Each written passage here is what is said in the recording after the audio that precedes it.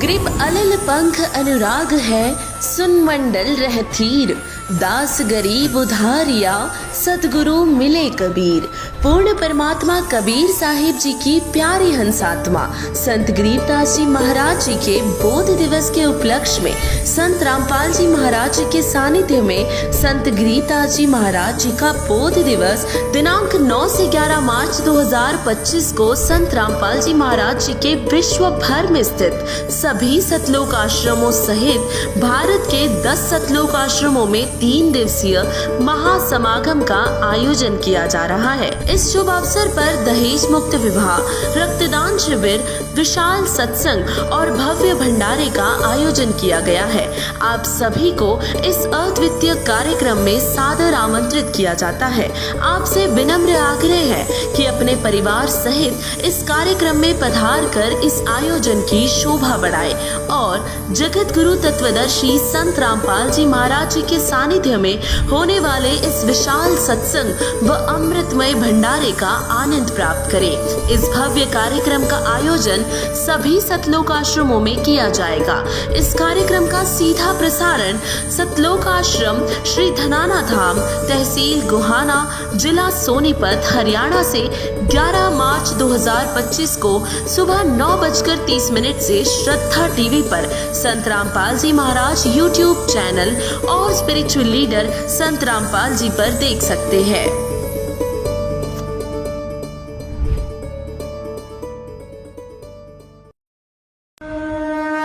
संत रामपाल जी महाराज एक ऐसे महान संत जिन्होंने अपनी सतभक्ति, तत्व ज्ञान, करुणा और सेवा के बल पर समाज में नई मिसाल कायम की है। संत रामपाल जी महाराज की अगुवाई में उनके सभी सतलोक आश्रमों से समाज कल्याण के अद्भुत कार्यों ने समाज को सुनहरे भविष्य की एक नई उम्मीद दिखाई है। संत रामपाल जी महाराज से नाम दीक्षा लेने के बाद लाखों लोगों की लाइलाज बीमारियां जैसे कैंसर, एड्स आदि ठीक हुई। संत जी के ज्ञान से प्रेरित होकर उनके अनुयायियों ने लाखों यूनिट रक्तदान किया। संत जी ने लाखों बहन बेटियों का दहेज मुक्त विवाह करवाया।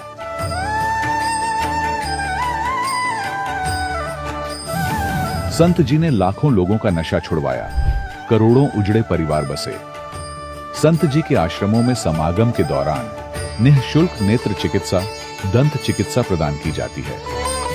संत रामपाल जी महाराज द्वारा समय समय पर पर्यावरण संरक्षण के उद्देश्य से बड़े स्तर पर वृक्षारोपण किया जाता है। संत जी ने जरूरतमंदों को तत्काल राहत पहुंचाने के लिए एम्बुलेंस सेवा शुरू की। संत जी अपने अनुयायियों को देहदान के लिए प्रेरित करते हैं, जिससे मानवता की सेवा और चिकित्सा क्षेत्र में सुधार हो सके। संत रामपाल जी महाराज के सभी आश्रमों में हर रोज निःशुल्क भंडारा आयोजित किया जाता है, जहां हर वर्ग, हर जाति और हर धर्म के लोग एक साथ बैठकर भोजन करते हैं।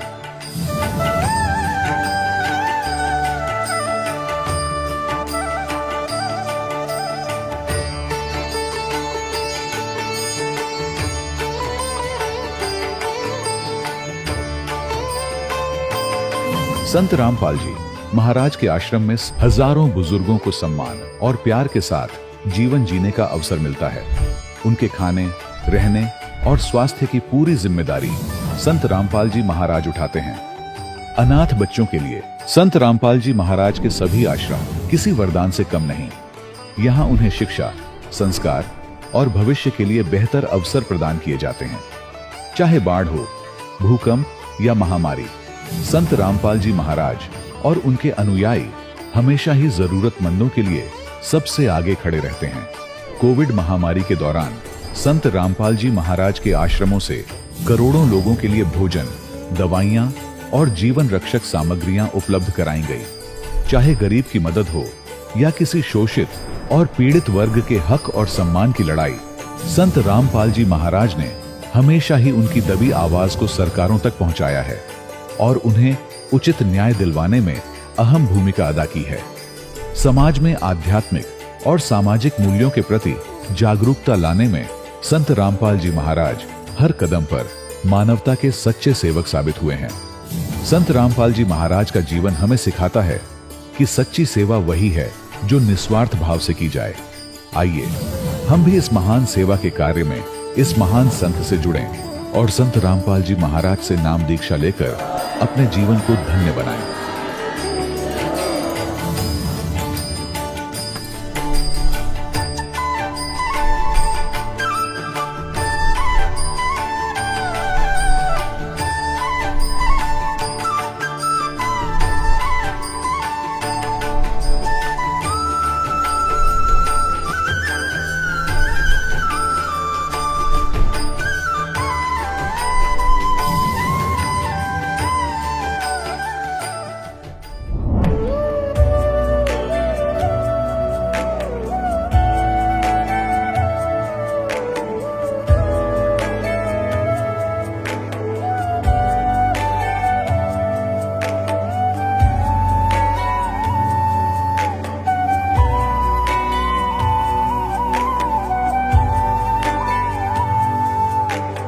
गीता 18 के श्लोक नंबर 62 में भगवान स्वयं कह रहे हैं कि अर्जुन उस परमेश्वर की शरण में जा जिसकी कृपा से परम शांति व शाश्वत स्थान अर्थात सतलोक को प्राप्त होगा।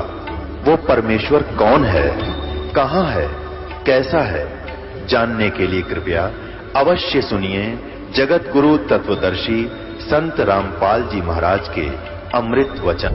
नमस्कार दर्शकों, समाज में लाखों धर्म गुरुओं की भीड़ है जो इस बात का दावा करते हैं कि हम ही पूर्ण संत हैं जो सही भक्ति साधना बताते हैं। सवाल यह उठता है कि पूर्ण संत की पहचान आखिर क्या है।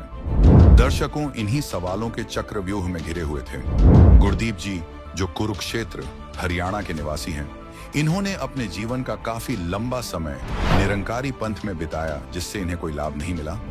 गुरदीप जी का कहना है कि इनकी जिंदगी तब बदली जब इन्होंने संत रामपाल जी महाराज की शरण ग्रहण की। आइए जानते हैं कि गुरदीप जी ऐसा क्यों कह रहे हैं। सुनते हैं गुरदीप जी की कहानी उन्हीं की जुबानी। सर नमस्कार। नमस्कार सर, क्या नाम है आपका? सर, मेरा नाम गुरदीप दास है। कहाँ से आए हैं? सर, मैं डिस्ट्रिक्ट कुरुक्षेत्र तहसील पिहेवा के गांव धनीरामपुरा में रहता हूँ। संत रामपाल जी महाराज से नाम दीक्षा कब लिया आपने? सर, संत रामपाल जी से मैंने सन 2004 में नाम लिया, नवंबर में। सर, संत रामपाल जी महाराज की शरण में आने से पहले क्या भक्ति साधनाएं करते थे आप? सर, संत रामपाल जी की शरण में आने से पहले मैं बचपन से ही, जैसे कि हमारे माता पिता निरंकारी पंथ से जुड़े हुए थे और वही साधना बचपन से मुझे मिली वो कर रहा था। सत्संग वगैरह अटेंड करता था, सेवा करता था।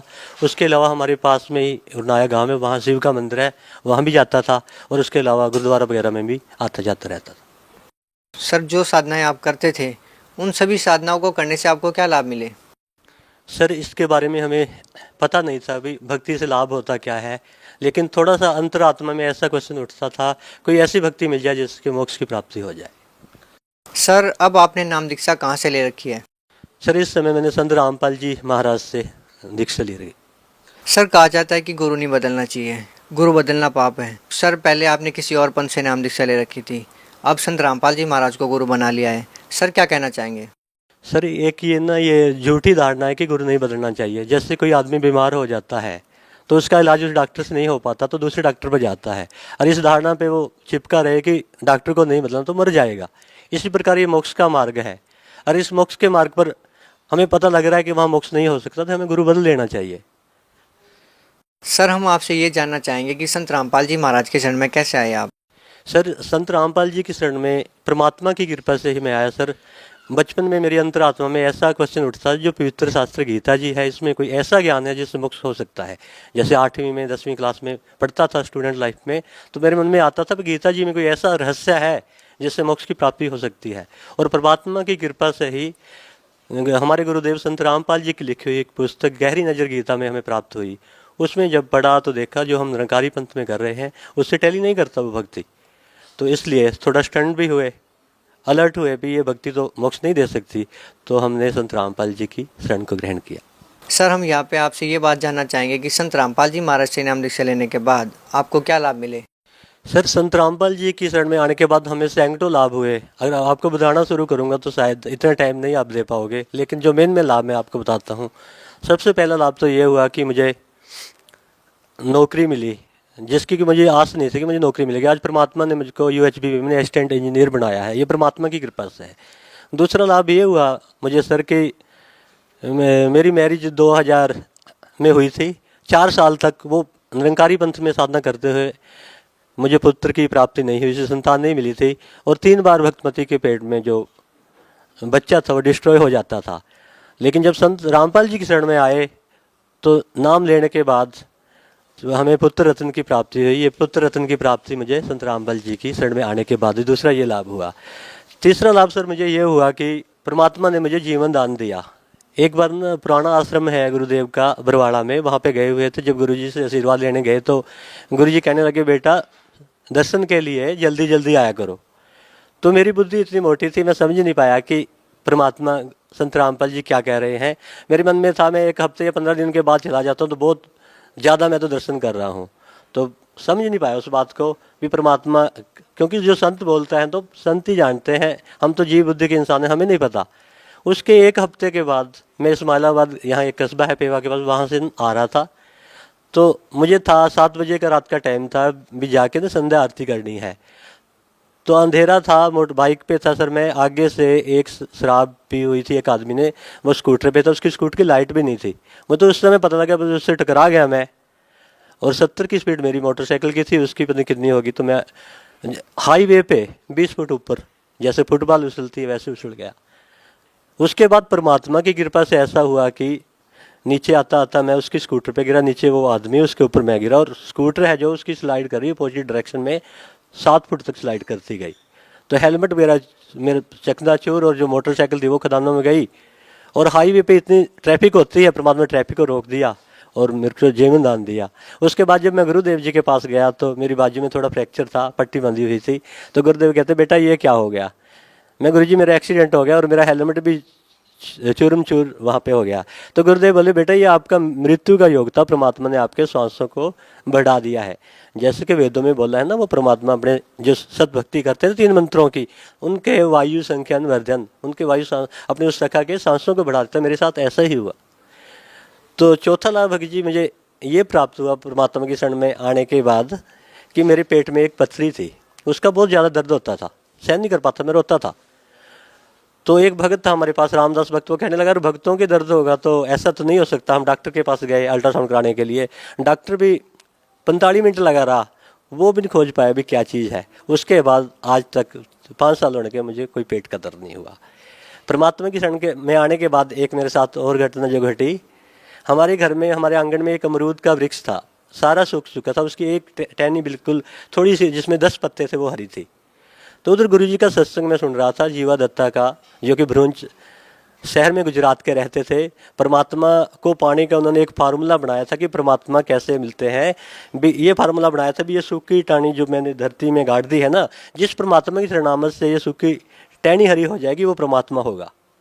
तो मेरे मन में आया, परमात्मा तो आज भी वही है जो उस समय था, तो इस अमरूद को पे भी कृपा कर दो, मैं इसके अमरूद होंगे ना आपकी शरण में लेके आऊँगा। तो आज भक्त जी वो अमरूद हरा का भरा है, लाल अमरूद, उसको इतने अच्छे लगते हैं। भक्त खाते हैं ना, वो कहते हैं इस लोक के अमरूद नहीं है, ये किसी दूसरे लोग के, वो परमात्मा की कृपा से मिले। ऐसे ऐसे भक्त जी कई लाभ हुए। जैसे एक बार कोई जरूरी डॉक्यूमेंट था, मैंने अपनी उसमें रखा हुआ था अलमारी में, तो मैं उसको ढूंढ रहा था, मुझे नहीं मिला, 3 बार ढूंढ चुका था। मैंने ना दंडवत प्रणाम किया गुरु जी को, मैं, परमात्मा आज आप रक्षा करना, ये जरूरी है, मुझे मिलना चाहिए, नहीं तो मेरी भक्ति में खंडन आएगा, चिंता बनेगी। तो तीसरी बार जब अलमारी को खोला, परमात्मा ने उस फाइल को सबसे ऊपर रख दिया। 3 बार प्राप्त करने से प्रयास नहीं मिला, चौथी बार परमात्मा की कृपा से सबसे ऊपर मिला। ऐसे ऐसे हजारों चमत्कार परमात्मा कर चुका है। सर हिंदुस्तान में बहुत सारे धर्मगुरु हैं, संत रामपाल जी महाराज से नाम दीक्षा क्यों लिया आपने? सर ये क्वेश्चन आपने काफ़ी महत्वपूर्ण पूछा। गुरु तो बहुत है, लेकिन हमें आज तक गुरु जी के बारे में पता नहीं था कि असली गुरु कौन होता है और नकली कौन होता है।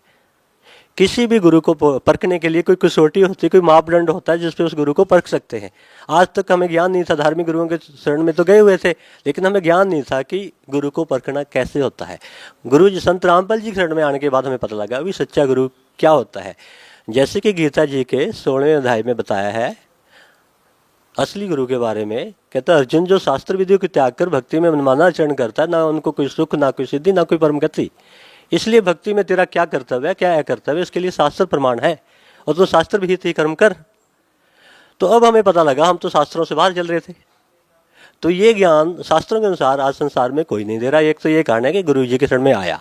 फिर उसके बाद जो मंत्र बताए गीता जी के 17वें अध्याय के 23वें श्लोक में, ओम तत्सत इति निर्देशे ब्रह्मणे त्रिविधि सिमृत है ब्रह्मण तेन वेदा च यज्ञ च विहिता पुरा। भी परमात्मा की प्राप्ति के लिए 3 ही मंत्रों का निर्देश है, ओम तत्व सत। जैसे गुरुदेव संत रामपाल जी ने बताया कि ओम तो खुला मंत्र है, तत्व सत कोड में है। आज वर्ल्ड में कोई भी ऐसा गुरु नहीं है कि तत्व सत को बता सके। ओम लेवल तक का भी कोई संत नहीं जिसको पूरी नॉलेज हो कि ओम की भक्ति के साथ क्या टर्म कंडीशन लागू होती हैं, कैसे किया जाता है, 5 तरह के यज्ञ चलते हैं। तो गीता जी में बताया गया है कि ओम मंत्र जिस परमात्मा का मंत्र है वहाँ से तो भक्ति की शुरुआत है, आरंभ करनी है। आज ये जितने भी ये संत महात्मा है कोई भी ओम की भक्ति नहीं दे रहा। तो इसलिए संत रामपाल जी के शरण में आया। ऐसे ऐसे और भी कारण है। गीता जी के 4th अध्याय के 34 श्लोक में बताया है, तत्विधि प्राणी पेतन परिप्रश्न ज्ञानी ज्ञानम तत्वदर्शनिम उपदेशयंती। मोक्ष का मार्ग तो तुझे तत्वदर्शी संत के पास ही मिलेगा, उससे विधि पूछना। तो जितने भी ये संत थे, अगर ये पूर्ण संत होते तो तत्वदर्शी संत अपने नाम के साथ लिखवाते। अब कोई मेडिकल स्टोर की दुकान है तो मेडिकल स्टोर तो उसके ऊपर लिखा होगा ना। अगर डॉक्टर की दुकान तो डॉक्टर लिखेगा, किराने की दुकान तो किराना लिखेगा। जिस संत के पास ये भक्ति विधि थी वही तो लिख सकता। आज तक किसी भी संत ने तत्वदर्शी संत नहीं लिखा। तो ये गुरु वही गुरु हैं जो 4th अध्याय के 34 श्लोक में लिखा है, तत्वदर्शी संत। तो गुरु जी पहली बार इस कलयुग में जहाँ तक है भी अपने नाम के साथ तत्वदर्शी संत लिख रहे हैं। इसलिए संत रामपाल जी के शरण में हम आ गए। सर, कुछ लोगों की धारणाएं हैं कि संत रामपाल जी महाराज सभी धर्मगुरुओं की निंदा करते हैं। सर क्या कहना चाहेंगे? सर, उनको इस चीज़ का ज्ञान नहीं कि गुरु जी निंदा कर रहे हैं या परोपकार कर रहे हैं। अब कोई आदमी सच्चाई बोलता है, अगर अज्ञानता के कारण उसको निंदा कहता है तो उसका दुर्भाग्य है। निंदा किसको कहते हैं इसकी डेफिनेशन लोगों को नहीं पता। जैसे कोई स्कूल में टीचर पढ़ा रहा है, उसने न्यूमेरिकल जैसे गुरुदेव बताते हैं गलत कर दिया, दूसरा टीचर उसी समय पर आ जाता है, वो देखता है इसने गलत किया हुआ है, तो उस टीचर का क्या फर्ज बनता है, अभी आपने ये गलत किया है, प्लीज सेट इट राइट। अगर वो टीचर उस समय चुप रहता है तो वो पाप कर रहा है। लेकिन गुरु जी जो ये संत जितना भी भक्ति मार्ग बता चुके हैं उसको टैली कर रहे हैं सदग्रंथों से, वेदों से, कुरान शरीफ से, और ऐसे संत जिन्होंने परमात्मा को पाया उनके ज्ञान से। और इनका ज्ञान उनके साथ टैली नहीं होता। गुरु जी इनको लताड़ रहे हैं, आपकी भक्ति मार्ग सही नहीं है, तो इनको टैली तो कर लेना चाहिए ना। अगर ठीक है तो इसका जवाब दें, क्यों नहीं दे रही है। लेकिन ये भोले वाले जो हमारे भक्त आत्मा है उनको ये ऐसे भरमा देते हैं कि ये संत निंदा करता। वास्तव में ये संत निंदा नहीं कर रहे, ये सच्चाई बोल रहे हैं। और सच्चाई कड़वी होती है नीम की तरह, जो इसको खा गया ना उसके रोग दूर हो जाते हैं। सर, आप लोगों को धर्मशास्त्रों के बारे में इतनी गहरी रुचि कैसे है? सर, ये सारा ज्ञान गुरु संत रामपाल जी की कृपा से प्राप्त हुआ। उनका दिया हुआ ज्ञान हम बता रहे हैं। जैसे गुरु जी बताते हैं कि हमारे पवित्र 4 वेदों में, गीता जी में नहीं, गुरु ग्रंथ साहब में भी, जैसे गीता जी में बताया आपका मोक्ष 3 मंत्रों से होगा, इसी प्रकार साम वेद के 822 नंबर पेज पे भी लिखा है, मनीषी भी कबीर परिकोष आशीष दत्त त्रितस्य नाम है। जो परमात्मा जब धरती पर आते हैं ना, जीवात्मा के उद्धार के लिए 3 नाम देते हैं। जो क्या करते हैं, जनन शरणिंद्र से वायु संख्यान वर्धन, उसको जन्म और मृत्यु के रोग से निकाल देते हैं, उसको पवित्र करते हैं और उसको सतलोक ले जाते हैं। यही बात सतगुरुदेव ने हमें बताई कि कुरान शरीफ में भी लिखी हुई है। सूरत फुरकानी सूरा नंबर 42 आयत नंबर 1 में एन सीन कप, ये 3 मंत्र हैं। यही बात गुरु ग्रंथ साहब पवित्र शास्त्र में बोली गई है 1328 नंबर पृष्ठ पे, पवित्र गुरु ग्रंथ साहब के। अग्नि बिंब पवंदी बाणी 3 नाम दे दासा, ते तस्कर जो नाम न लियो मर मर पचे 50। तो ये संत गुरु जी का जो नाम है, गुरुदेव ने जो हमें दिया है, वो नाम ऑथेंटिक है। तो जो भक्त समाज आज आप जैसे कहते पढ़े लिखे नहीं हैं, उनके बच्चे घर में पढ़े लिखे हैं, उनके बताने से उनको इस मार्ग को समझकर भक्ति के मार्ग पर लग जाना चाहिए, जिससे उनका भी उद्धार हो और जो पढ़े लिखे हैं उन सब का उद्धार हो।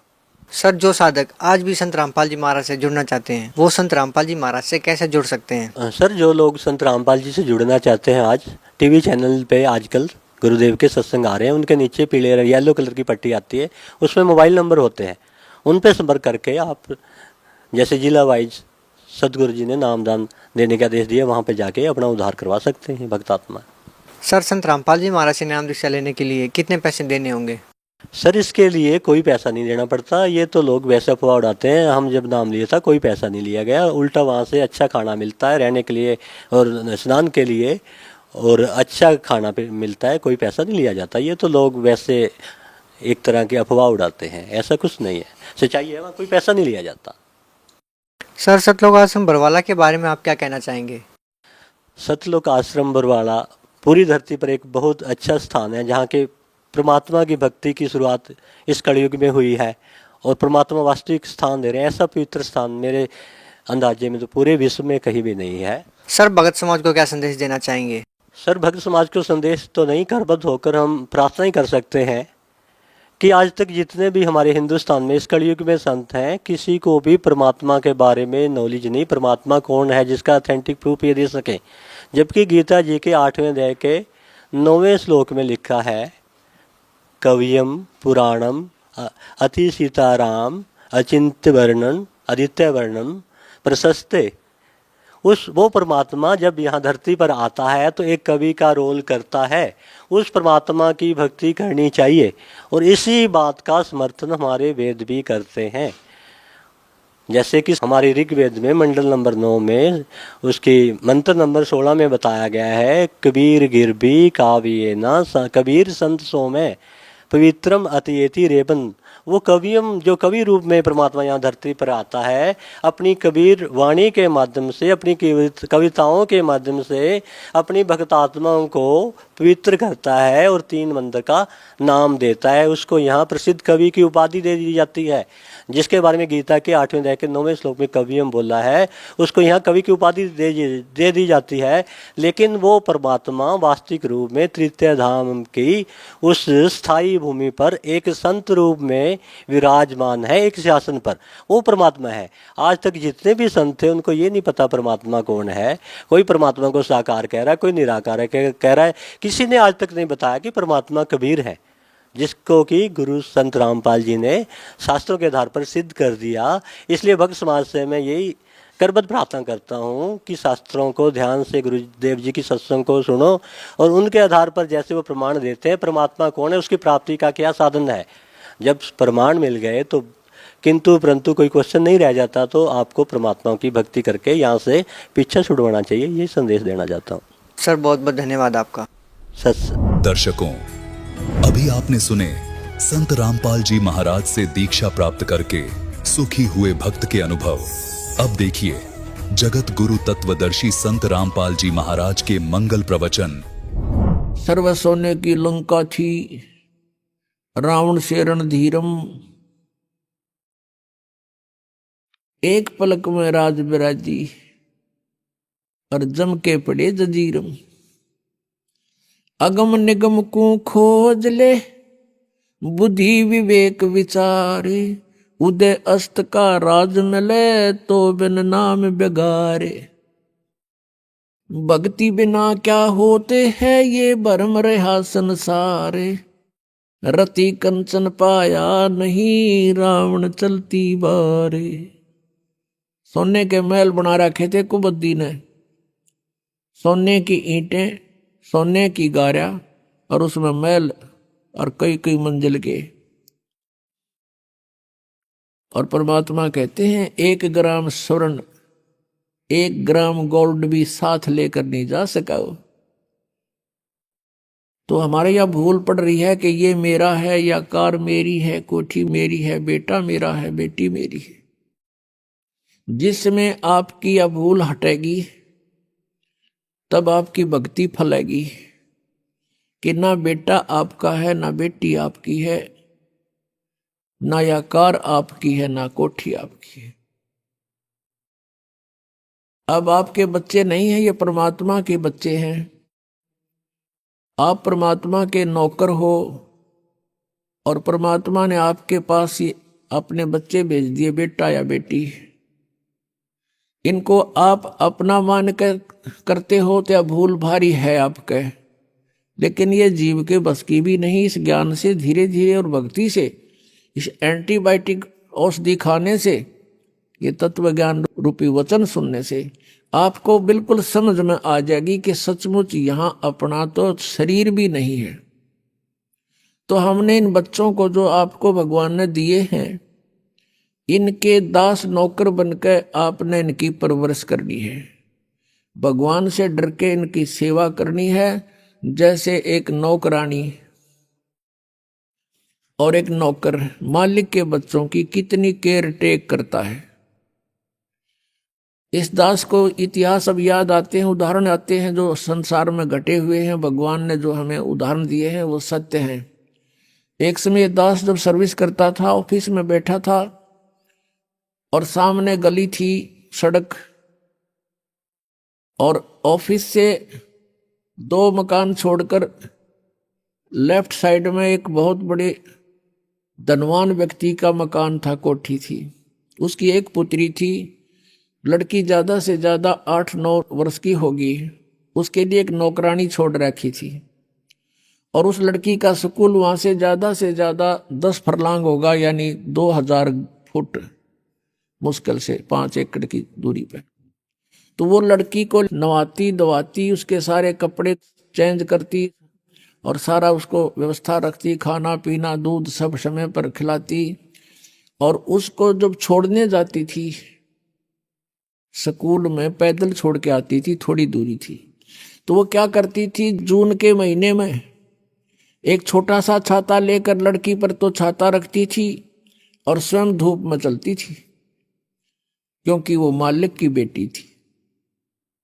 और जब उसको नौकरी से निकाल दिया, उसने झांका भी नहीं उधर, और पहले वो उसको इतना प्यार देती थी, शायद माँ भी नहीं दे सकती।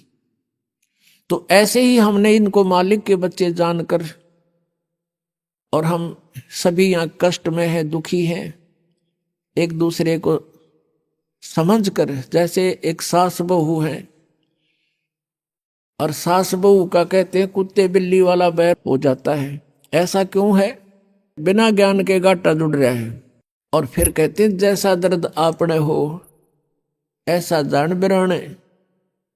अब जैसे घर का मुखिया है, सास है, उसके अधीन पुत्र वधू है, अब उसके साथ दुर्व्यवहार करेगी तो उसकी आत्मा रोएगी, बोल सकती नहीं।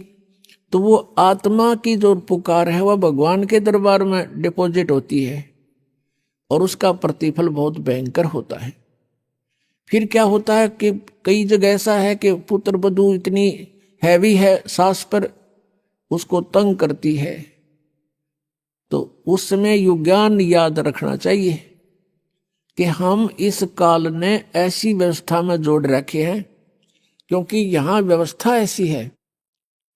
अब जवान बच्चे का और बुढ़े का कभी भी मेल नहीं मिले, ना मन मिले, ना व्यवहार मिले, ना विचार मिले, और फिर रहना इकट्ठा, सास और बहू ने इकट्ठा रहना और कति विचार नहीं मिले, यह गारंटीड बात है। और इसलिए झगड़ा रहेगा, यह भी रहेगा, लेकिन इसका समाधान इस ज्ञान से होगा।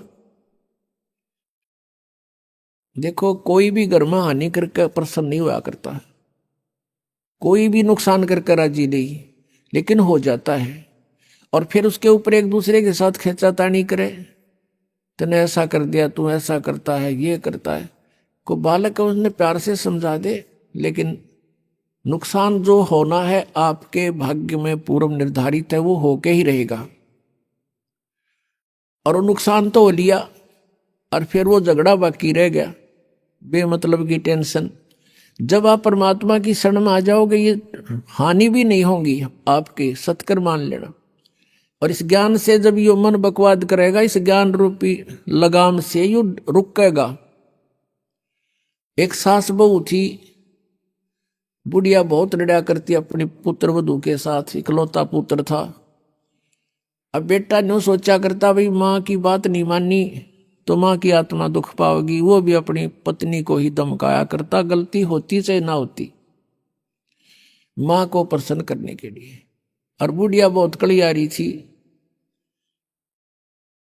अपने आत्मा एक परमात्मा लीला बख्शते हैं, करते हैं, दया करते हैं। एक बहन सत्संग में जाया करती थी, बुढ़िया माई, वो उनके घर चली गई, कुदरती परमात्मा भेजते हैं। और वह बुढ़िया लागरी कति श्लोक सुना अच्छी बूंदी कहन अपनी पुत्र वधु को, और वह बेचारी बोल रहा नहीं।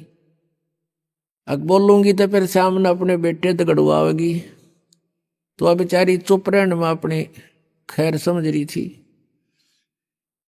अब उस बहन जो सत्संग में जाती थी, परमात्मा परमेश्वर के विचार सुनती थी, उसने सोचा ये तो नरक हो रहा है इनका घर।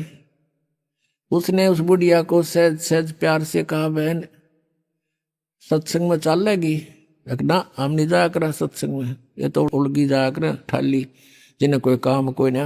हर बुढ़िया ने काम बहुत लड़न का, और काम नहीं उसने, वो छूटे ना उससे। उसने फिर दूसरे तीसरे दिन फिर कहा कि आए एक बार मेरे साथ चल, कोई भी ना रही मेरे साथ चलने वाली, और मैं अकेली रहेगी, सत्संग में जाना है, जल्दी आ जावांगे। वह उसकी मुंह लागती सी थी। उस दिन वह बुढ़िया उसके साथ चलेगी। अब साथ चलेगी तो वह सत्संग सुना, सत्संग सुने तो पुण्यात्मा असर होया कर, ऐसी बात नहीं। जब तक हम कुएं के मेंढक बने रहेंगे, हम उसी क्रियाओं से लिप्त रहते हैं, वैसे ही विचार हमारे बने रहते हैं, और ज्यादा ही दुख और बुराइयां हमारे अंदर प्रवेश होती रहती है। बुढ़िया ने सुने विचार, उसकी तो एकदम जो है ना, एकदम परिवर्तन आ गया उसके अंदर। सचमुच हमने आपस में नहीं किसी को दुखी करना चाहिए। कथा सुनाई गई कि एक व्यक्ति था,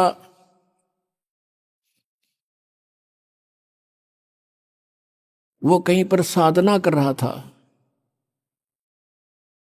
बैठा था, साधना कर रहा था, और एक गाय भागी जा रही थी, और वो गर्भवती थी, और उसको ये आभास हो गया था कि कोई कसाई उसके पीछे पड़ा हुआ है। वो आगे वन में ओझल होगी। शिकारी वहां आया, उस साधक से उसने पूछा, गाय देखी आपने? कहते मुंह से नहीं बोला, उसने हाथ कर दिया ऐसे, किधर गई? वो कसाई ने वह गाय ढूंढ ली, वो मार दी। उसका भी प्रतिफल उसको भोगना पड़ा। कहते हैं फिर उसकी बाजू कट गई। इतना भी हम सहयोग देते हैं किसी अन्य दुष्कर्म के अंदर, इतना भी हमें हानि होती है। जैसे हमने मना किया है बीड़ी शराब मांस तम्बाकू पीना नहीं है, और किसी को पीने में सहयोग भी नहीं देना, उठा के भी नहीं देना, उसमें भी हानि होगी। आपको मर्यादा सारी पालन करनी होगी। कहने का भाव ये है कि एक व्यक्ति था, और उसकी पत्नी बहुत लड़ा करती, बहुत झगड़ा करती थी, बहुत बुरा बोलती थी। तो किसी ने, वो जो व्यक्ति था अगले जन्म में जिसकी बाजू कटी थी, वो साधना कर रहा था, साधना कर रहा था, कहीं पर अगले जन्म में भक्त बन गया। तो उसकी किसी ने आकर के अचानक पहले तो उससे पैसे पूछे, बाबा जी पैसे निकाल सारे। अब पैसे नहीं है भाई मेरे, तो उसकी बाजू काट दी। अब उसने सोचा भाई मैं भक्ति भी कर रहा हूं और यह आपत्ति मेरे पर कैसे आ गई। उसने सोचा भी मैं इसका किसी से कारण पूछूं, मेरा कौन से जन्म का पाप था। किसी ने बता दिया भाई इस गांव के अंदर एक भगत है, और वो पीछे बीती हुई बता देता है, पिछली बता देता है, भविष्य की नहीं जानता। वो उसके घर पर गया तो उसने पता लगा कि घर से बाहर गया हुआ है। फिर भी उसने सोचा घर पे पता करता हूं। जब वो घर पे गया तो उसकी पत्नी से पूछा कि ऐसे ऐसे वो कहाँ है भक्त। हुआ उसकी पत्नी लगी गाली देने कि तेरे जैसा ढेड वो है, अंडा धक्के खांदा जिसने तू खावे है, पता नहीं के सुना दी। अब जिसका हाथ कटा हुआ था उसने सोची भाई मैं तो गलत आ गया, मेरे साथ मजाक कर दिया, दिखे ना भगता के घर में कैसी बात होया करे, इसी ने कमी होया करे। वो वापस चल पड़ा। रास्ते में किसी ने बता दिया कि तू जिसका घर पूछा था ये आ रहा वो व्यक्ति। उसने उसको सोचा ले चल आया है बाहर, बात कर लेता हूं। राम रमी हुई, नमस्कार हुआ, कुशल मंगल पूछा। वो जिसका हाथ कटा हुआ था उसने पूछा कि भाई एक बात बता, क्या तू पीछे की जानता सारी?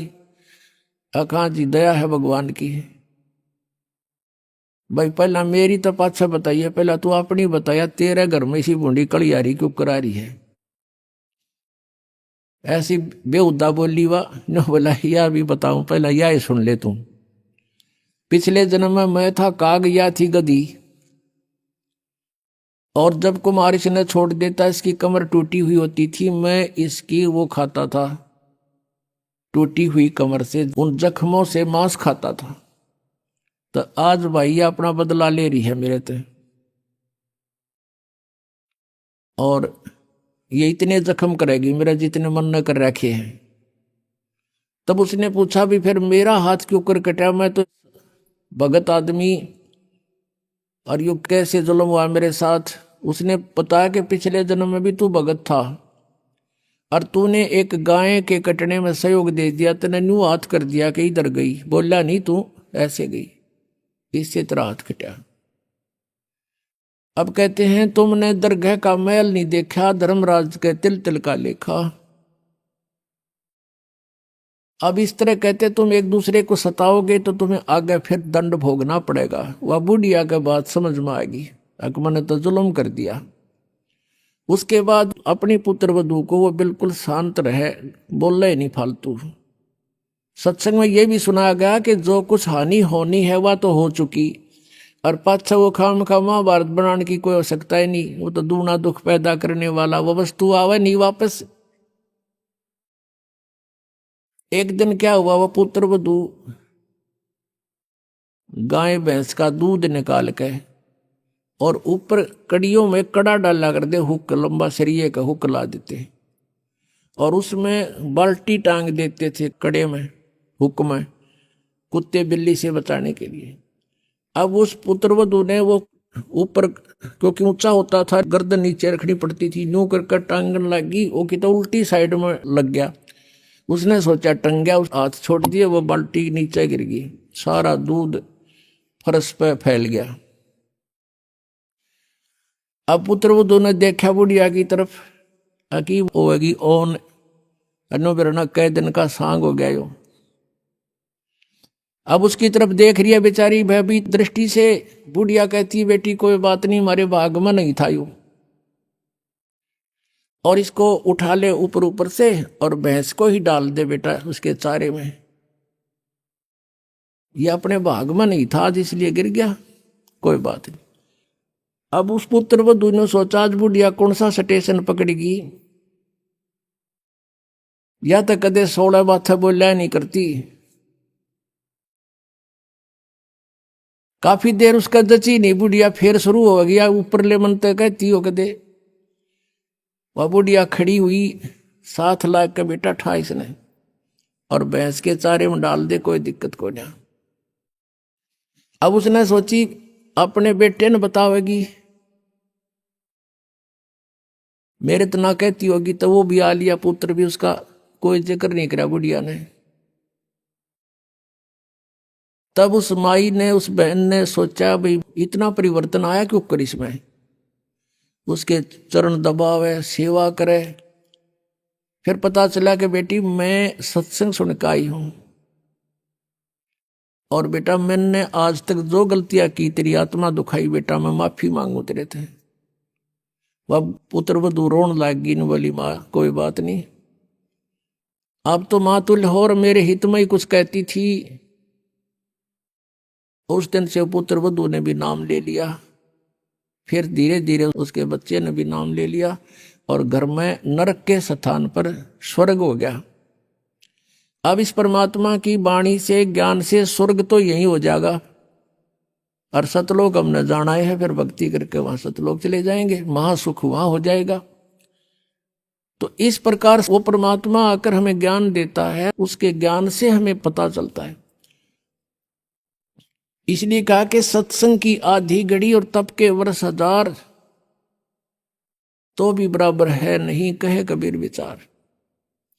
अब यहां बताते हैं परमात्मा कि ये स्थान तुम्हारा नहीं है, और तुम यहां ठेकेदार बन गए, मालिक बन गए, मालिक तो एक ही है, हम सब उसके बच्चे हैं, और उसने आपको जो संतान दी है वो उसके बच्चे हैं, आप मानो चाहे ना मानो। और आपने ये नहीं कि अपना कर्तव्य से दूर होना है, परमात्मा के बच्चे जान के उसके डर से उनकी सेवा करनी है। जिसका जितना भी जो आपका कर्तव्य कर्म है वो करना है, उनको पढ़ाना है तो पढ़ाना है, कपड़े वस्त्र की आवश्यकता वो भी व्यवस्था करनी है, विवाह शादी भी करनी है, तो परमात्मा के बच्चे जान के करनी है। और जब यहाँ से चलोगे, जैसे वो नौकरानी निकाल दी गई थी, उसके सपने में भी ना आया हुआ मेरी बेटी थी, तो पुण्यात्माओं ये स्थिति आपकी जब आवेगी ऐसी बात नहीं, क्योंकि ज्ञान से ही अज्ञान हटता है। हम अज्ञानवश आप एक कुर्ता पर आकर मन अपना मान लिया, किसी का बच्चा जा रहा हो है कहीं पर, और उसको तुम अपनी तरफ से कुर्ता पजामा पर आकर अपने घर बैठा लो कि मेरा है ना, जो मेरा है, या कोई बात हुई? तो हमने इस जीव को एक कुर्ता परा दिया, बेटा और बेटी का, और अपना मान लिया अपना मेरे हैं, या कोई समझदारी की हमने। तो इस प्रकार हमारा इस ज्ञान से मन हटेगा, सच्चाई की तरफ पहुंचेगा। अभी तक तो हम देखा ज्ञानवश ही अपना मान लेते थे, शरीर अपनाए नहीं है तो हम दूसरे को अपना कैसे मान बैठे। तो क्या बताते हैं परमात्मा, आगे गए ना बावड़े ये रहते भी सब जान, बिन साहेब की बंदगी कहीं ठोड़े ठिकाना ना। जो यहां से मृत्यु को प्राप्त होकर चले गए उन्हें ताक बताया नहीं हम कहाँ गए, के बनी हमारे साथ, और जो शेष बचे हैं वो भी जाएंगे। बिन साहेब की बंदगी की तो ठोर ठिकाना ना। आज तुमने अपनी आकार कोठी मान रखी है मेरी है, कल मृत्यु होगी, पुण्य कर रखे आप जाओगे स्वर्ग में, स्वर्ग का समय आपका निर्धारित होगा, वो पूरा होते ही वहां से कहेंगे चलो चलो नरक में, नरक का समय पूरा होता कहेंगे चलो चलो गधे की योनि में, गधे का समय पूरा होता मृत्यु होगी, मृत्यु होती चलो फिर कुत्ते की योनि में, कुत्ते की योनि भोगी फिर चलो मनुष्य की योनि में, मनुष्य की योनि में ये आप देख रहे हो क्या करते हो, ये करते खत्म होते फिर चलो नरक में। तो ये चलो चलो सतलोक में मिटेगी, और उसके मिटाने का प्रोसीजर अब हमें पता लग गया। अब इस चलो चलो के नाश करने का, समाप्त करने का हमें पता लग गया, वह विधि का पता लग गया। परमात्मा ने क्या बताया है, जग सारा रोगिया रे जिन सतगुरु वेद न जाण्या, जग सारा रोगिया रे, जग सारा रोगिया रे जिन सतगुरु वेद न जाण्या, जग सारा रोगिया रे जिन सतगुरु वेद न जाण्या, जग।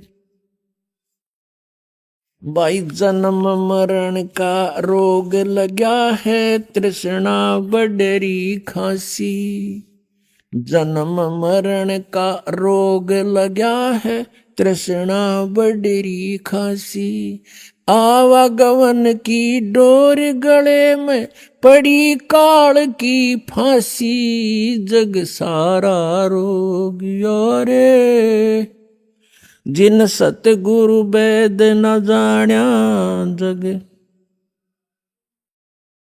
जग सारा रोगिया रे जिन सतगुरु वेद न जाण्या, जग सारा रोगिया रे। भाई सच्चा सतगुरु कोई न पूजे, इन झूठों जगपतियासी, सच्चा सतगुरु कोई न पूजे, इन झूठों जगपतियासी, अंधे की बाँ गई अंधे ने मार्ग कौन बतासी, जग सारा रोगिया रे जिन सतगुरु वैद न जाण्या जग सारा रोगिया रे, जग सारा रोगिया रे। जिन सतगुरु वैद न जाण्या जग सारा रोगिया रे। अभी आपने सुने संत रामपाल जी महाराज के मंगल प्रवचन। आइए अब सुनते हैं संत रामपाल जी महाराज से नाम दीक्षा लेकर सतभक्ति करके अद्भुत लाभ प्राप्त करने वाले अनुयायी के विचार। दर्शकों, यदि आप नरेला दिल्ली के निवासी कमल किशोर जी की कहानी सुनेंगे तो आपको अपनी पारंपरिक भक्ति साधना पर संदेह होने लगेगा, क्योंकि पारंपरिक भक्ति साधना करते हुए भी कमल जी को अनेकों कष्ट हुए। कमल जी साईं बाबा को इष्ट रूप में पूजते थे। इतनी भक्ति साधना करते हुए भी इन्हें बवासीर जैसी गंभीर बीमारी थी, जिसके इलाज के लिए ये बड़े से बड़े डॉक्टर के पास जा चुके थे। जब विज्ञान से समाधान होते हुए नजर नहीं आया तो इन्होंने माता वैष्णव देवी के मंदिर का दरवाजा खटखटाया, लेकिन अफसोस वहां से भी इन्हें राहत नहीं मिली। कमल जी का कहना है कि इन्हें राहत तब मिली जब इन्होंने संत रामपाल जी महाराज की शरण ग्रहण की। आज ये दुनिया को बता रहे हैं कि संत रामपाल जी महाराज ही पूर्ण संत हैं। आइए जानते हैं कि कमल जी ऐसा क्यों कह रहे हैं। सुनते हैं कमल जी की कहानी उन्हीं की जुबानी। सर नमस्कार। नमस्कार जी। क्या नाम है जी आपका? मेरा नाम कमल किशोर है सर। कमल जी कहाँ से आए हैं आप? मैं नरेला दिल्ली का रहने वाला हूँ। सर आपसे जानना चाहेंगे, संत रामपाल जी महाराज जी की शरण में आने से पहले आप क्या भक्ति साधना करते थे? भक्ति साधना सर जी यही करते हैं, जैसे घर के देवी देवताओं की पूजा करना, मंदिरों में जाना, तीर्थ स्थानों पर जाना। मैं साईं बाबा को ज़्यादा इष्ट मानता था। मैं साईं बाबा की भक्ति ज़्यादा करता था। हर डेली मतलब साईं बाबा के मंदिर में जाना, मत्था टेकना, माला पहनाना और अपना प्रसाद बांटना, साईं बाबा को इष्ट मान के मैं इनकी भक्ति ज़्यादा करता था। तो फिर संत रामपाल जी महाराज जी की शरण में कैसे आए? बंदी छोड़ सतगुरु रामपाल जी महाराज की शरण में मैं ऐसे आया, जैसे मैं भक्ति करता रहा, साधना करता रहा, जो हमारे घर के करते रहते हैं देवी देवताओं की, साईं बाबा की मैं ज़्यादा करता था, इष्ट मानता था। तो मैं उनकी भक्ति करते करते हुए भी करता रहा। फिर अचानक शारीरिक प्रॉब्लम हो गई, शरीर में कुछ परेशानी होगी। फिर भी मैं साईं बाबा के मंदिरों में जाना नहीं छोड़ा। मैंने साईं बाबा की खूब भक्ति करी, लेकिन वो भक्ति करते करते मेरे शरीर में इतनी दिक्कत आने लगी कि मैं और कोई रास्ता नहीं मिल रहा था। मैं डॉक्टर के पास भी गया, वहाँ भी दिखाया, वहाँ भी कोई इलाज नहीं हुआ। डॉक्टर ने दवाई देते रहे तो ठीक रहा, दवाई छोड़ते ही मेरे वो दिक्कत फिर शुरू हो गई। तो मैं ढूंढता रहा, रास्ता ढूंढता रहा, कोई ऐसा परमात्मा में कोई ऐसी शक्ति है जो मुझे ठीक कर सके। तो मैं ठीक कहीं भी नहीं हुआ। दवाइयाँ छोड़ी, फिर दिक्कत शुरू हो गई। फिर मैं जैसे ही अपना हमारे पड़ोस में संत रामपाल जी महाराज के पुराने भगत रहते हैं, जो 10-15 साल से संत रामपाल जी महाराज की शरण में जुड़े हुए हैं। तो मैं जैसे ही बीमार था तो मैं वैष्णो देवी भी गया। प्रोग्राम बना फैमिली वाले लोग साथ, भाई वैष्णो देवी जाना है, तो मैं वैष्णो देवी भी गया। चलो वहाँ जाके ठीक हो जाऊँगा, माता रानी सुनेगी। हम पैदल चढ़ते गए, पैदल चढ़ाई करी, पैदल उतरे, बहुत परेशानी हुई। लेकिन घर पे आके जैसे मैं प्रसाद लाया वैष्णो देवी का, जो अपना प्रसाद होता है अखरोट वगैरह का, वो मैं लाया। हम अपने पड़ोस में देने गया। वो पड़ोस में देने गया तो संत रामपाल जी महाराज की दोपहर की रामायणी चल रही थी, तो मैं सुन रहा था, मेरे को बहुत अच्छी लगी। तो जैसे ही मैं उनके घर प्रसाद देने गया, उन्होंने कहा भाई बैठो, कहाँ से आए हो? मैं वैष्णो देवी गया था, माता रानी गया, तो मैं आपको प्रसाद देने आया हूँ। तो वो बोले जी हम प्रसाद नहीं लेते हैं। मैं जी ऐसे कौन से गुरु जी हैं जो प्रसाद ही मना करते हैं देवी देवताओं का? तो उन्होंने कहा जी हम प्रसाद नहीं लेते हैं। तो बोले भाई आप किसको मानते हो? मैं तो वैष्णो देवी गया था, मैं तो साईं बाबा को मानता हूँ, लेकिन मैं वैष्णो देवी गया था। तो बोले जी वैष्णो देवी शेरावाली का है। मैंने कहा हाँ जी। कहते हैं जी शेरावाली का पति कौन है? तो मेरे को एकदम अचंभा लगा, भाई शेरावाली का ही पति कोई है? तो उन्होंने कहा जी हाँ शेरावाली का पति है, इसलिए वो 16 श्रृंगार करती है। मैं चलो जी, मेरे को तो ध्यान नहीं, शेरावाली का तो कोई पति नहीं है जी, इनको सब माता माता कहते हैं, भाई ये जगत की माता है, भाई ये माता ही है, शेरावाली का पति कौन है? लेकिन मुझे वो उसका जवाब नहीं मिला। तो मैं प्रसाद देने लगा, उन्होंने कहा नहीं हम प्रसाद नहीं लेंगे। तो फिर मुझे जैसे दिक्कत थी, तो उन्होंने कहा भाई तुझे क्या प्रॉब्लम है? तेरा शरीर पहले तू बहुत काफ़ी तगड़ा था, तेरा शरीर भी अच्छा था, क्या होता जा रहा है, कमज़ोर होता जा रहा है। तो मैंने उनको अपनी बात बताई, मुझे ऐसे ऐसे दिक्कत है शारीरिक। तो मैं वैष्णो देवी गया, डॉक्टर को भी दिखाया, वैष्णो देवी गया, लेकिन मैं ठीक नहीं हो रहा हूँ। तो उन्होंने कहा जी आप सारी जगह घूम लिए, हमारी कहने से एक बार संत रामपाल जी महाराज जी से नाम दीक्षा लेके देखो। अगर आप ठीक हो जाओ तो नाम रखना, अगर आप नहीं ठीक हो तो नाम मत रखना। मैं जी ऐसे कौन से संत है, बहुत गुरुओं के मैंने एक ज्ञान सुना था टीवी पे, भाई कोई कृष्ण जी के बारे में बता रहा है, कोई राम कथा सुना रहा है, कोई हनुमान जी की कथा सुना रहा है। भाई ये कौन से संत है जो भगवानों से हटकर कबीर साहब को भगवान मानते हैं। हम तो छठी सातवीं में पढ़ते जब सोचे थे भाई कबीर साहब के दोहे सौ सुने थे हमने, भाई कबीर जी एक कवि थे, लेकिन हमारे को संत रामपाल जी महाराज की शरण में आने के बाद कबीर साहब ही पूर्ण परमात्मा है, सबके मालिक जो एक हैं वो ही कबीर साहब ही है। सर आपको जो बीमारियां थी, जिस बीमारियों को ठीक करने के लिए आप कभी साईं बाबा के मंदिर जाते थे, कभी वैष्णो देवी आप जाते थे, आपने ऐसा क्यों नहीं किया कि किसी डॉक्टर को अपनी बीमारी को दिखाया? क्योंकि संतों से नाम लेने से या मंदिरों में जाने से कैसी बीमारियां ठीक हो सकती है? सर डॉक्टरों को तो बहुत दिखाया, हमारे वहाँ फेमस डॉक्टर है, डॉक्टर टुटेजा डॉक्टर है, बहुत बड़े डॉक्टर है, मैंने उनको भी दिखाया, बट दवाई लेता रहा। जैसे मैंने आपको कहा पहले भी कि मैं मेडिसिन लेता रहा तो मैं ठीक रहा। जैसे ही मेरी मेडिसिन एक दिन भी छोड़ दी तो मुझे वो प्रॉब्लम फिर शुरू हो जाती। प्रॉब्लम क्या थी आपको? मुझे शारीरिक प्रॉब्लम थी, मुझे पाइल्स थी जी, बवासीर जिसको बोलते हैं, मुझे बहुत ज़्यादा थी, बहुत ज़्यादा। मतलब जब तक मैं बैठा रहता मुझे बहुत ज़्यादा ब्लीडिंग होती थी, बहुत ज़्यादा, जिसके कारण मैं बहुत कमज़ोर हो चुका था, मेरा शरीर पूरा ख़त्म हो चुका था। तो मैं डॉक्टरों के पास गया, डॉक्टरों ने कहा भाई दवाई लेते रहो ठीक हो जाओगे, खूब पैसा लगाया, दवाई ली, लेकिन मैं ठीक नहीं हुआ।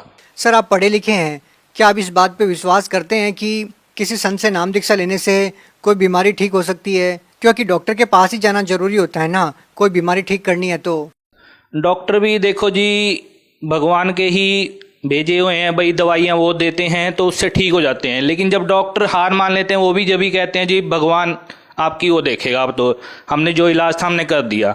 एक रिलेटिव थे, खास फ्रेंड थे मेरे, लेकिन उन्होंने भी काफ़ी अच्छे बहुत बड़े डॉक्टर थे वो दिल्ली में, तो उनसे मैंने पूछा तो उन्होंने कहा भाई बहुत कमज़ोर है, तो क्या हुआ तेरे को? मैं जी ऐसे भाई ऐसे दिक्कत हो रही है डॉक्टर साहब मुझे।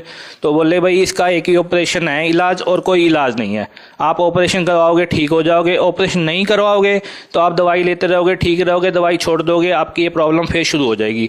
लेकिन मैंने कहा भाई मैं ऑपरेशन तो नहीं करवाऊँगा, कहते इसके बाद कोई इलाज नहीं है, ऑपरेशन ही करवाना पड़ेगा आपको। मैं ठीक है चलो मैं ऑपरेशन के लिए देखता हूँ।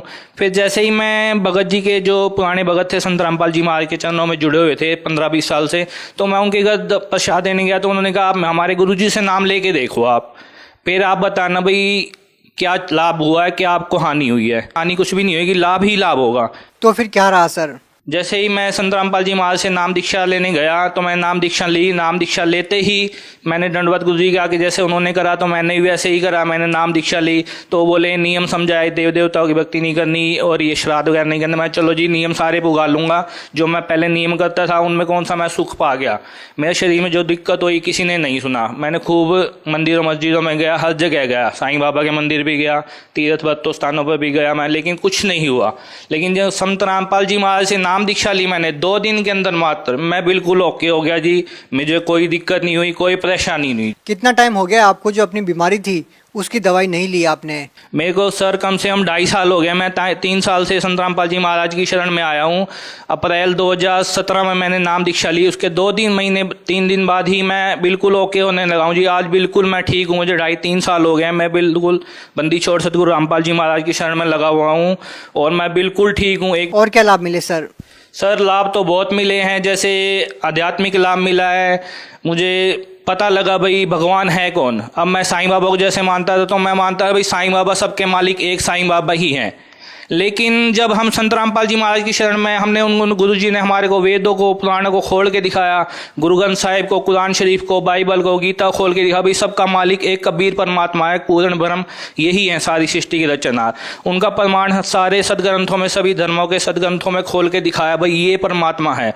जब ही मैंने माना हाँ संत रामपाल जी महाराज बिल्कुल ठीक कर रहे हैं। संत रामपाल जी महाराज ने सारे वेदों खोल के उंगली रख रख के पृष्ठ दिखाए, अध्याय दिखाए, देखो ये लिखा हुआ है, ये कबीर भगवान है, ये कबीर अल्लाह है, कबीर खुदा है, कबीर गॉड है। तो जब भी मैंने माना संत रामपाल जी महाराज ने सत्य साबित कर दिया भाई सबका मालिक जो एक है वो कबीर साहेब ही है। और लाभ बहुत मिले जी, जैसे मैंने अपना 2 व्हीकल ले रखा था तो मैंने किस्त मेरी आनी थी 2 तारीख को, तो मैंने 28 तारीख को बैंक में बैलेंस चेक करा, 4,500 रुपये थे, किस्त मेरी आनी थी 2800 रुपये, तो मैंने उसमें से 3,000 रुपये निकाल लिए सर।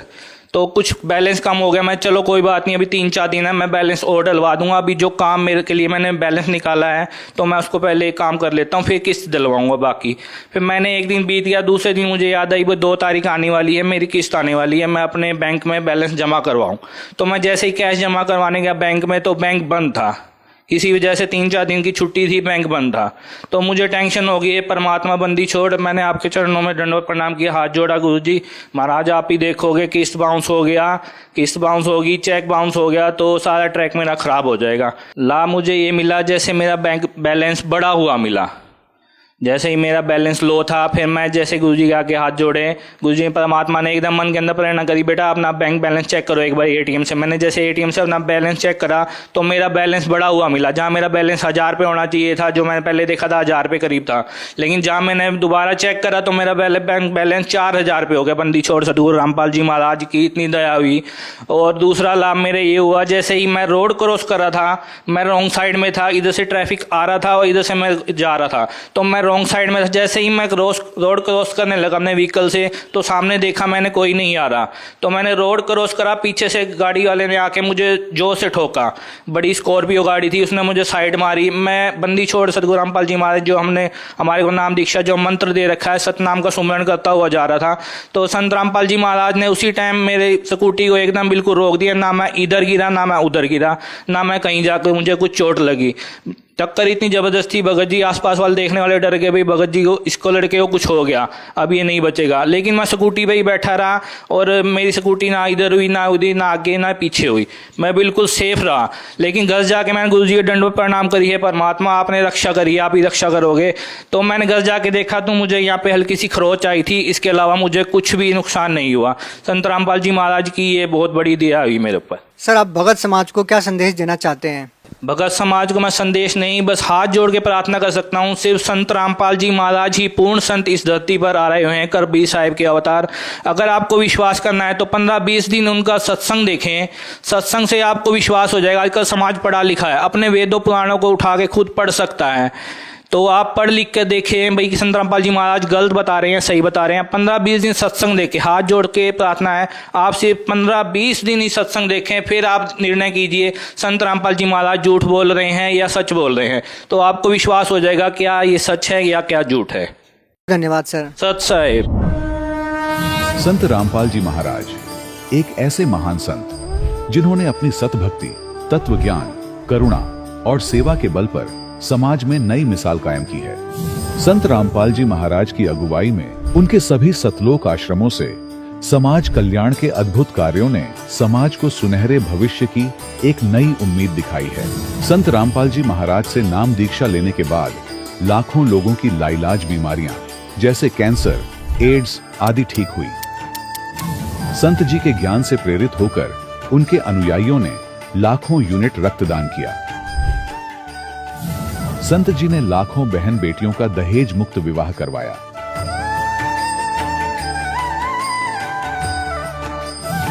संत जी ने लाखों लोगों का नशा छुड़वाया, करोड़ों उजड़े परिवार बसे। संत जी के आश्रमों में समागम के दौरान निःशुल्क नेत्र चिकित्सा, दंत चिकित्सा प्रदान की जाती है। संत रामपाल जी महाराज द्वारा समय समय पर पर्यावरण संरक्षण के उद्देश्य से बड़े स्तर पर वृक्षारोपण किया जाता है। संत जी ने जरूरतमंदों को तत्काल राहत पहुंचाने के लिए एम्बुलेंस सेवा शुरू की। संत जी अपने अनुयायियों को देहदान के लिए प्रेरित करते हैं, जिससे मानवता की सेवा और चिकित्सा क्षेत्र में सुधार हो सके। संत रामपाल जी महाराज के सभी आश्रमों में हर रोज निःशुल्क भंडारा आयोजित किया जाता है, जहां हर वर्ग, हर जाति और हर धर्म के लोग एक साथ बैठकर भोजन करते हैं।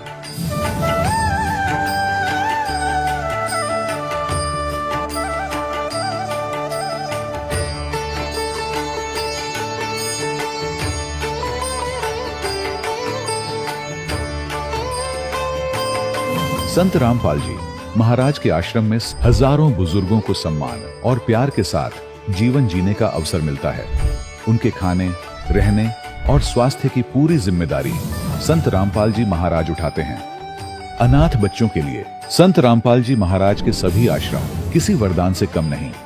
यहाँ उन्हें शिक्षा, संस्कार और भविष्य के लिए बेहतर अवसर प्रदान किए जाते हैं। चाहे बाढ़ हो, भूकंप या महामारी, संत रामपाल जी महाराज और उनके अनुयायी हमेशा ही जरूरतमंदों के लिए सबसे आगे खड़े रहते हैं। कोविड महामारी के दौरान संत रामपाल जी महाराज के आश्रमों से करोड़ों लोगों के लिए भोजन, दवाइयां और जीवन रक्षक सामग्रियां उपलब्ध कराई गई। चाहे गरीब की मदद हो या किसी शोषित और पीड़ित वर्ग के हक और सम्मान की लड़ाई, संत रामपाल जी महाराज ने हमेशा ही उनकी दबी आवाज को सरकारों तक पहुंचाया है और उन्हें उचित न्याय दिलवाने में अहम भूमिका अदा की है। समाज में आध्यात्मिक और सामाजिक मूल्यों के प्रति जागरूकता लाने में संत रामपाल जी महाराज हर कदम पर मानवता के सच्चे सेवक साबित हुए हैं। संत रामपाल जी महाराज का जीवन हमें सिखाता है कि सच्ची सेवा वही है जो निस्वार्थ भाव से की जाए।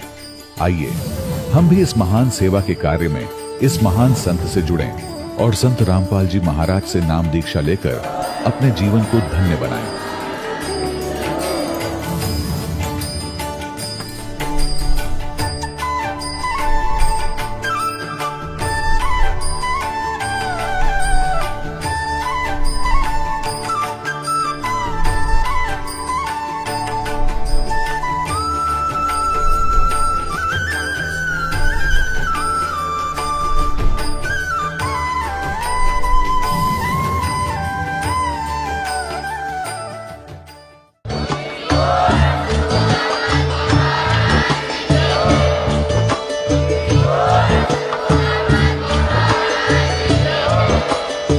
सुन रहे थे जगत गुरु तत्वदर्शी संत रामपाल जी महाराज जी के मंगल प्रवचन। अधिक जानकारी के लिए विजिट कीजिए हमारी वेबसाइट www.jagatgururampalji.org। संत रामपाल जी महाराज जी के शुभ आशीर्वाद से पूरे विश्व भर में 500 से भी ज्यादा नाम दीक्षा केंद्र हैं, जिन पर संत रामपाल जी महाराज जी द्वारा ऑनलाइन निशुल्क नाम दीक्षा दी जा रही है। अपने नजदीकी नाम दीक्षा केंद्र का पता करने के लिए संपर्क करें 8222880541।